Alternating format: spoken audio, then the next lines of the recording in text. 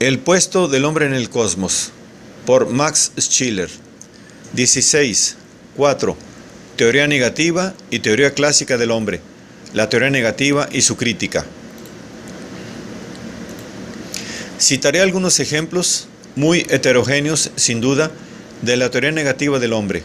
Son estos la doctrina de la salvación en Buda, la teoría de la autonegación de la voluntad de vivir en Schopenhauer, el notable libro de Alsberg, El enigma de la humanidad, y finalmente las últimas doctrinas de Sigmund Freud, sobre todo la expuesta en Allende el principio del placer. No pudiendo entrar en la exposición detallada de estas doctrinas, les dedicaré solamente unas palabras.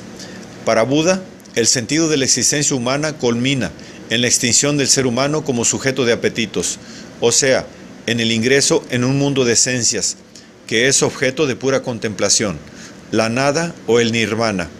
Buda no tiene una idea positiva del espíritu, ni en el hombre, ni en el fundamento del universo. Solo ha conocido profundamente el orden causal en que las cualidades sensibles, las formas, las relaciones, la espacialidad y la temporalidad del ser van cayendo en pedazos, gracias a la técnica de la desrealización por la íntima abolición del deseo y de lo que Buda llama la sed. Schopenhauer ve la nota esencial que diferencia al animal del hombre exclusivamente en que el animal no puede llevar a cabo esa negación salvadora de la voluntad de vivir, que el hombre verifica en sus ejemplares supremos, negación que es para Schopenhauer, como para su maestro Butterweck, la fuente de todas las formas superiores, de la conciencia y del saber en la metafísica, en el arte, en la ética de la compasión, etc.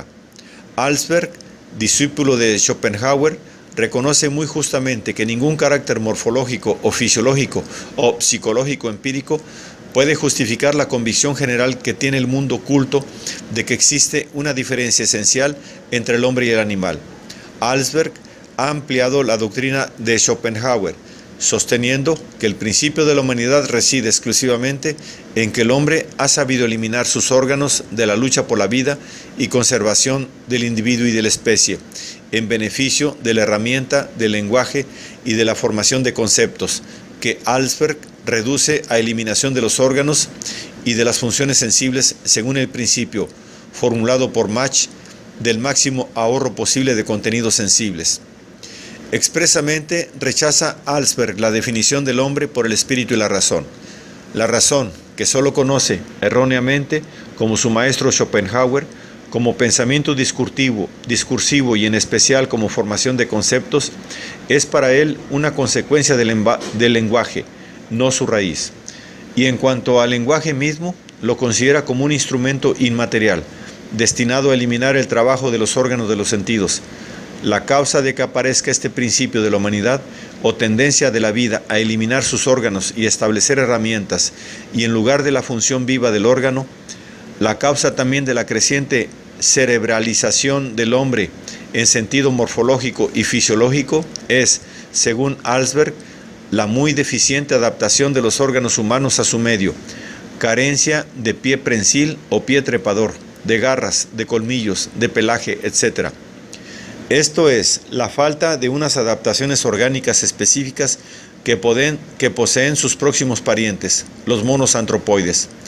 El llamado espíritu es para Alsberg, por tanto, un sustitutivo tardío de una deficiente adaptación orgánica, o como se podría decir en el sentido de Alfredo Adler, la supercompensación de una deficiencia orgánica constitucional de la especie humana. También las últimas doctrinas de Sigmund Freud entran en el círculo de las teorías negativas del hombre. Ya Schopenhauer había usado el término de represión de los impulsos y de los afectos para explicar determinadas formas de la demencia, como él dice expresamente. Es sabido con qué grandiosidad ha desarrollado Freud estas ideas para explicar el origen de la neurosis. Pero según Freud, esas mismas represiones de los impulsos que en una dirección explicarían la neurosis, engendrarían por otra parte nada menos que la capacidad para toda clase de creación cultural superior y aún la especificidad de la naturaleza humana misma, como dice Freud expresamente, en el caso de la energía reprimida de los impulsos se sublimase. Así dice expresamente en Allende el principio del placer: la evolución del hombre hasta el presente no me parece necesitar otra explicación que la de los animales. El afán incesante de mayor perfección, impulso que se observa en una minoría de individuos humanos, puede explicarse sin dificultad como consecuencia de esa represión de los impulsos, sobre la cual está edificado lo más valioso de la cultura humana. Se ha reparado poco todavía en que el Freud de la última época, desde que ha expuesto la doctrina dualista de los dos impulsos fundamentales, la libido y el impulso tanático, llega a una sorprendente coincidencia, no solo con Schopenhauer, sino directamente con la doctrina de Buda. Según ambas doctrinas, toda la forma del espíritu, desde la cosa material, pasando por la planta, el animal y el hombre, hasta el sabio que posee el saber santo, serían en el fondo, por decirlo así, grupos de una procesión petrificada hacia la nada silenciosa, hacia la muerte eterna.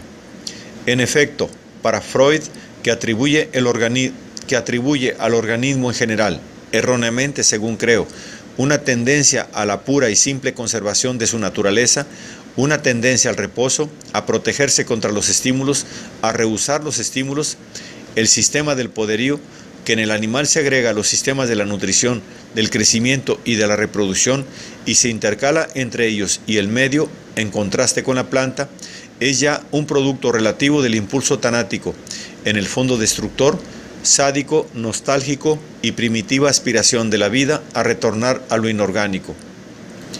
El defecto capital de todas las formas de esta teoría negativa del hombre es no dar la más mínima respuesta a las preguntas siguientes. ¿Qué es lo que niega en el hombre? ¿Qué es lo que anula la voluntad de vivir? ¿Qué es lo que reprime los impulsos? ¿Y por qué diversas y últimas razones la energía de los impulsos reprimidos se convierte unas veces en neurosis y se sublima otras veces en actividad creadora de cultura? ¿En qué sentido se subliman y cómo concuerdan, al menos parcialmente, los principios del espíritu con los principios del ser? Finalmente, ¿para qué se reprime, se sublima, se niega la voluntad de vivir? ¿Con vistas a qué valores y fines últimos? El mismo Alsberg no puede menos de preguntarse: ¿quién realiza la eliminación de los órganos? ¿Quién inventa las herramientas materiales e inmateriales? La mera necesidad que ya Lamarck sobreestimaba tan desmesuradamente en la formación de nuevos órganos, cuando la consideraba como la última causa de su propia satisfacción, no es bastante en modo alguno. ¿Por qué, pues, no se ha extinguido una especie tan mal adaptada, ya que se han extinguido otras muchas especies? ¿Cómo ha sido posible que este ser, ya casi condenado a muerte, este animal enfermo, retrasado, doliente, cuya actitud fundamental es la de encubrir y proteger medrosamente sus órganos mal adaptados, súper vulnerables, se haya salvado en el principio de la humanidad y con este en la civilización y en la cultura? Se ha dicho que el hombre tiene un exceso de impulsos como carácter específico originario, A. Seidel, y que por eso ha tenido necesidad de reprimirlos. Pero este exceso de impulsos parece ser más bien consecuencia de la represión de los impulsos que no su causa. La teoría negativa del hombre presupone siempre lo que pretende explicar: la razón, el espíritu, la autonomía del espíritu y la identidad parcial de sus principios con los del ser. El espíritu es el que verifica la represión de los impulsos mediante la voluntad, que guiada por las ideas y los valores, rehúsa a los impulsos opuestos a dichas ideas y valores las representaciones necesarias para llevar a cabo una acción impulsiva, mientras, por otro lado, ofrece como un cebo ciertas representaciones conformes a las ideas y a los valores, a los impulsos latentes, para coordinarlos, de manera que ellos mismos ejecuten el proyecto de la voluntad dictado por el espíritu. Llamaremos conducción a este proceso fundamental que acabamos de escribir y que consiste en enfrenar ciertos impulsos para desenfrenar otros, y entenderemos por dirección la presentación, digámoslo así, de la idea y del valor mismo, que se realizan en cada caso por medio de los movimientos impulsivos. Mas lo que el espíritu no puede hacer es engendrar o aniquilar por sí mismo energía impulsiva alguna, Pero no solo esta represión por obra del Espíritu, también su fin último es algo positivo, la íntima liberación y emancipación y el aprovisionamiento del poderío y actividad. En suma, la vivificación del Espíritu. Solo esta merece con justicia llamarse sublimación de la vida en el Espíritu, no un proceso místico, supuesto creador de nuevas cualidades espirituales.